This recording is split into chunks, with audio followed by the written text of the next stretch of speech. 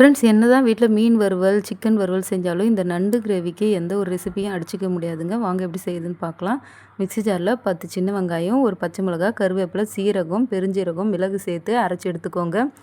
அடுத்து ஒரு 1/2 கப் அளவுக்கு துருகுன தேங்காய், கொஞ்சம் கசகசா சேர்த்துக்கோங்க. கசகசாக்கு பதில் முந்திரி கூட சேர்த்து அரைக்கலாம். அது இன்னும் டேஸ்ட்டாக இருக்கும். கடாயில் நல்லெண்ணெய் சேர்த்துட்டு கடுகு பொரிஞ்ச பிறகு கொஞ்சமாக வெந்தயம், ஒரு 10 பல் பூண்டை இடித்து சேர்த்துக்கோங்க. சின்ன வெங்காயம் 1/2 கப்பு, பெரிய வெங்காயம் 1/2 கப்பு பொடியாக நறுக்கி சேர்த்துக்கோங்க. வதங்கின பிறகு இஞ்சி பூண்டு பேஸ்ட்டை சேர்த்து வதக்கின பிறகு அரைச்சி வச்சுருக்க மசாலாவை சேர்த்து நல்லா வதக்கிக்கோங்க. 2 தக்காளி, பழமான தக்காளியை அரைச்சி சேர்த்துட்டு வதக்கிக்கோங்க. அடுத்து 1/4 டீஸ்பூன் மஞ்சள் தூள், 1/2 teaspoon chilli powder, 2 table spoon அளவுக்கு மல்லித்தூள் சேர்த்துட்டு தண்ணி சேர்த்து வதங்கின பிறகு 1/2 கிலோ நண்டை நல்லா சுத்தம் பண்ணிவிட்டு சேர்த்துக்கோங்க. தண்ணி சேர்த்துக்கோங்க கொஞ்சமாக. அடுத்து அரைச்சி வச்சுருக்க தேங்காய் விழுதையும் சேர்த்துக்கோங்க. உப்பு சேர்த்துட்டு ஒரு 10 நிமிஷத்துக்கு நல்லா கொதிக்க விட்டுட்டு கிரேவி பதத்துக்கு இறங்கினா டேஸ்டியான நண்டு தொக்கு ரெடி.